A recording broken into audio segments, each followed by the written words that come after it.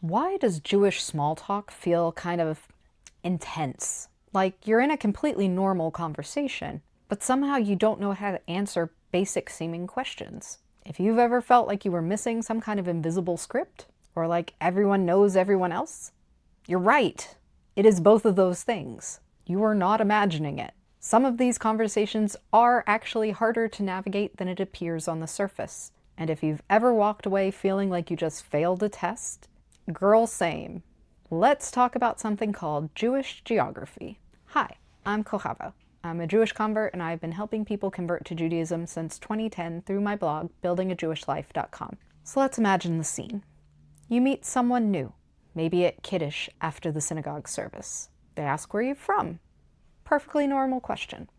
And then they ask where you grew up. And then they ask what synagogue you went to when you were growing up, or who they know from the same town. And suddenly you are answering questions you didn't expect to answer with a stranger and may not really want to answer.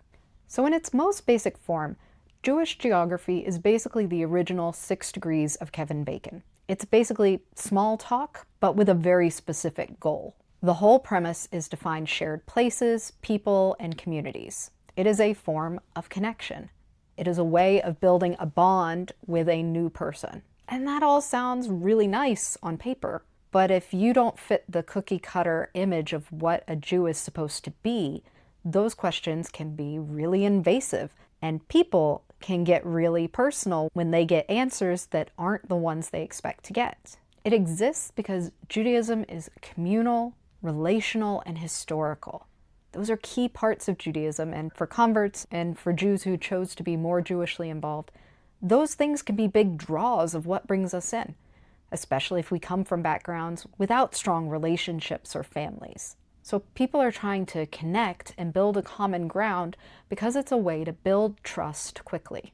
Social currency. For converts and people who are newer to Jewish life, it can feel more like an interrogation. It's a test you're doomed to fail, and you're about to be found out because you don't have that shared history and you don't give the expected answers. But it's not really about the questions. It's about the pressure underneath the questions. We get hit by that fear of not belonging, fear of being socially ostracized, fear of being seen as not Jewish enough, fear of being exposed as a convert or someone newer to Jewish life. Some people feel that those are things to be ashamed of. And those of us in those positions know those people.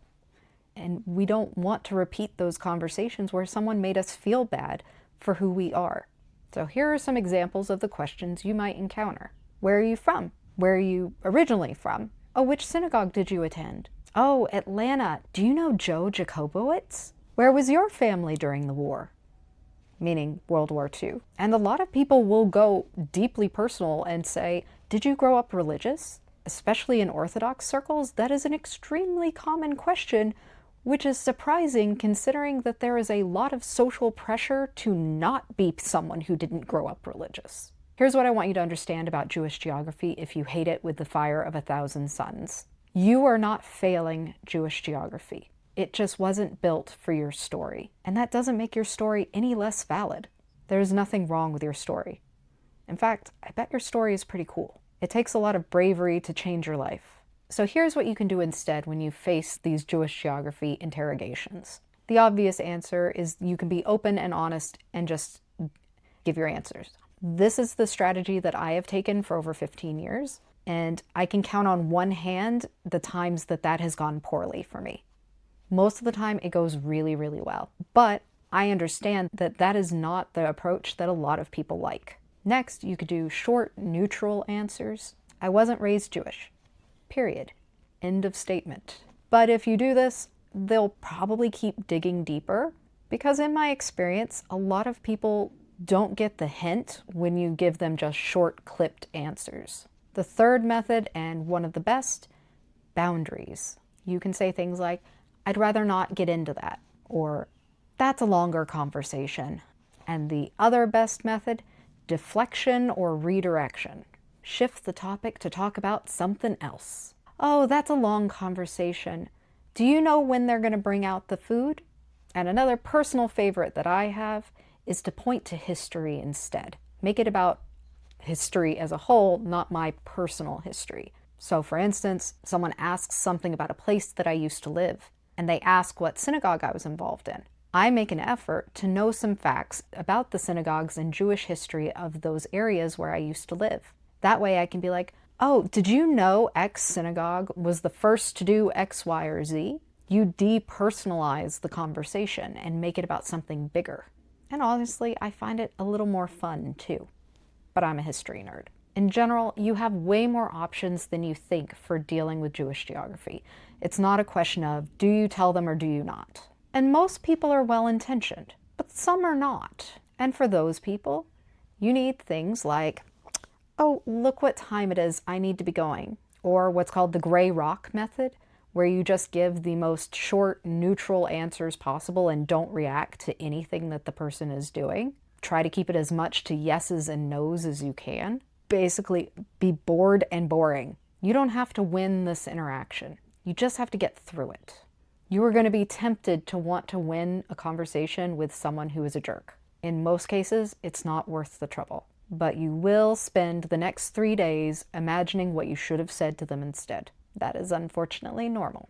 So Jewish geography is actually about something way bigger. It's about feeling the need to justify yourself, that you're Jewish enough, that you deserve to be in this room, that you belong, feeling like you need to explain yourself.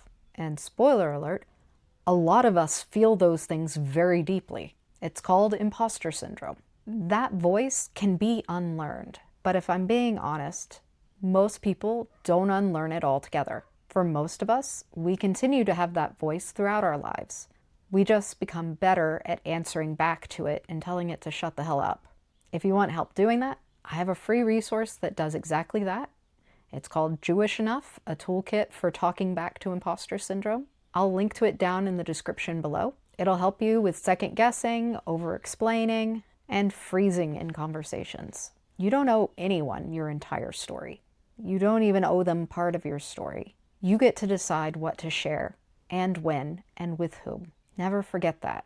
And if you want to get in a room with more people who failed Jewish geography, my membership Buy It Builders is open to new members this week. Each of us is building a Jewish life from scratch. And being around people like yourself helps you normalize what you're going through, because you are normal. Lots of people have built a Jewish life from scratch throughout the ages. The internet estimates that 10,000 people a year convert to Judaism. You are not alone. There's a lot of us failing at Jewish geography. It's about time we got together and helped each other out. You can find more down in the link below.